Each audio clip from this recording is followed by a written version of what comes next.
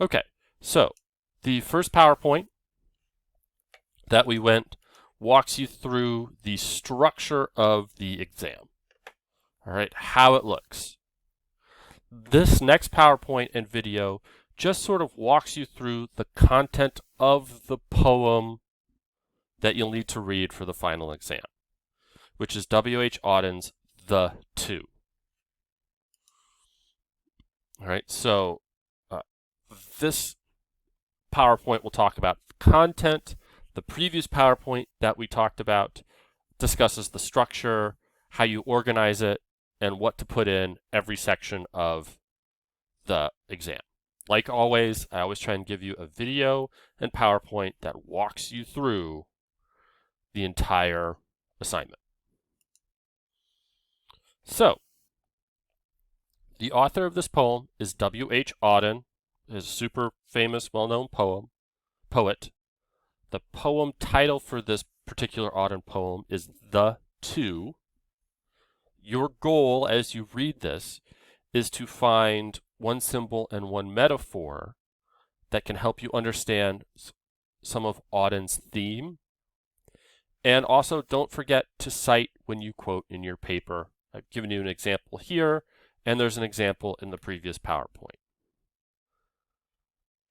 So, before you kind of rewatch this and before you begin to write the poem, your exam, read the poem out loud to yourself. Remember, it's always helpful to read the poems out loud. So, once you've read the poem out loud to yourself, you will see that this poem deals with two mysterious figures that are kind of like spirits or ghosts or something like that watch over the lives and watch over our existence. These two figures are themselves metaphors, right? These two figures do not have one single answer. Okay, this is a very ambiguous poem that can be read a couple of ways. But, excuse me, sorry, but these ways to read the poem all deal with these ideas of forces that watch over us, forces that might control our destiny, forces that are like about life and death. So, as you kind of read over this poem, remember that there is no one answer to what the two are, but there are three big groups we could put them into. But all three groups deal with the power of watching and observing humanity. As we start to go through this, please remember that any of the words that I write in these PowerPoints to explain something, you should not use in your answer. You can use the ideas, but don't copy it from the PowerPoint. That will result most likely in a really bad grade.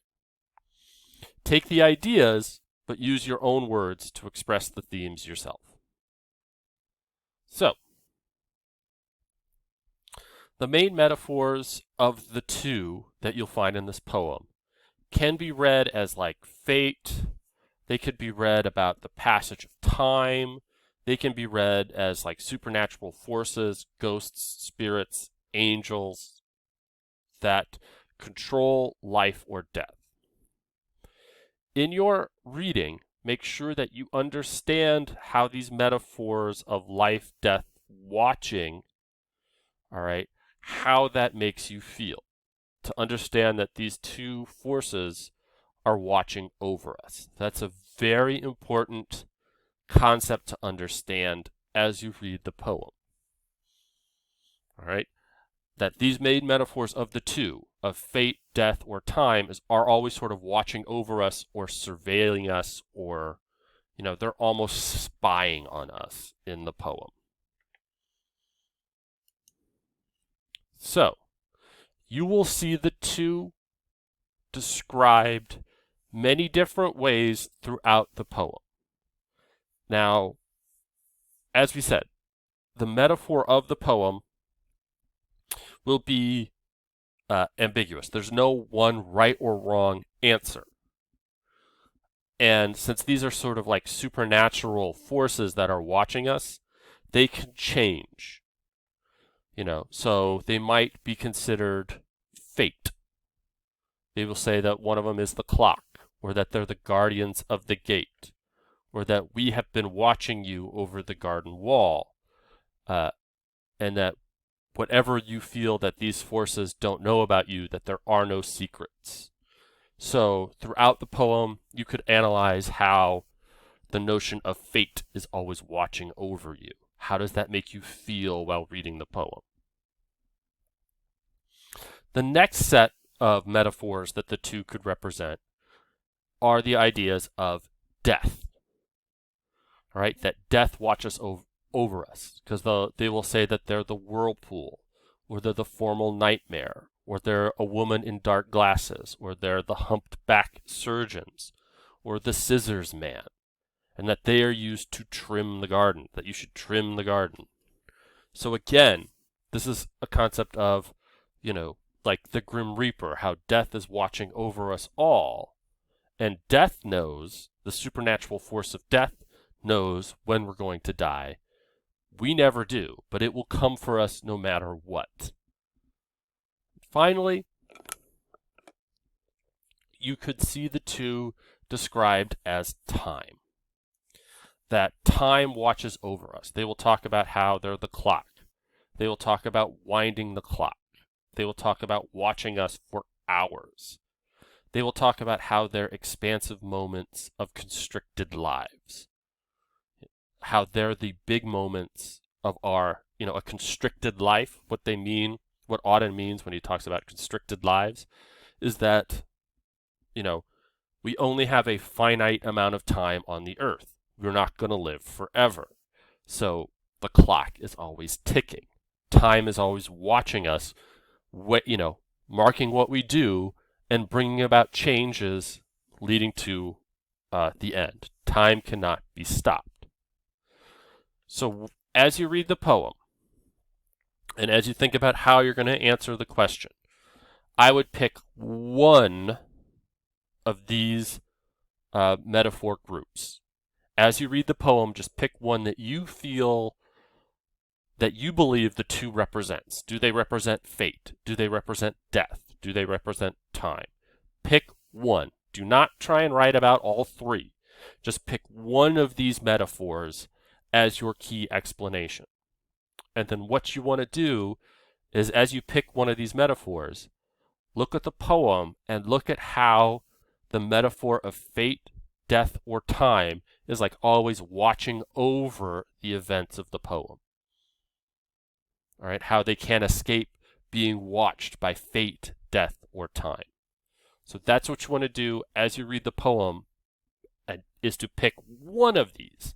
Do not write about all three. Pick one of them. Talk about how they're watching over us. All right, and this could be in your thesis statement, describing how one of these themes watches over the actions of the poem, and if you feel that is a good or bad thing, or a scary or dangerous thing, however you want to interpret it. Next, you would then probably use one of these metaphors to describe in your body paragraph.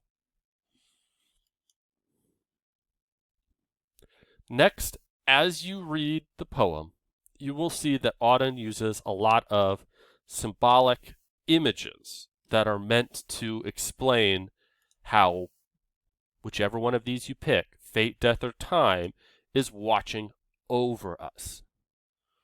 All right, how fate, death, or time are kind of always looking at what we're doing, how there might be controlling our actions or underneath our actions. So you will see the symbol of an unlucky rose. You will see symbols of a garden, that we must trim the garden. Right? They will say something is going to fall like rain and it won't bring flowers. Right? They'll talk about the woods as a symbol. They'll talk about a a sailing vessel that could crash as a symbol. You just have to pick one of those symbols and explain how that symbol relates to the metaphor of fate, death, or time. Only one. One symbol, one metaphor. All right? Now, the rest of this PowerPoint just reiterates what we just talked about. I just wanted to give it to you twice so that you have what to put in your introduction, what to put in your 2 body paragraphs, and what to put in your conclusion. All right, so this is just a breakdown of the content of the poem. And as you go to read the poem, just keep in your head, if you can, this is very important, keep in your mind the fact that this is a poem about how fate, death, or time, you pick whichever one you feel makes the most sense to you, is watching over us, and how that watching over us should make us feel. That, that Auden is saying that fate, death, or time, whatever you believe the two are always watching over us. And that would help you begin to prep and understand the central themes of the poem itself.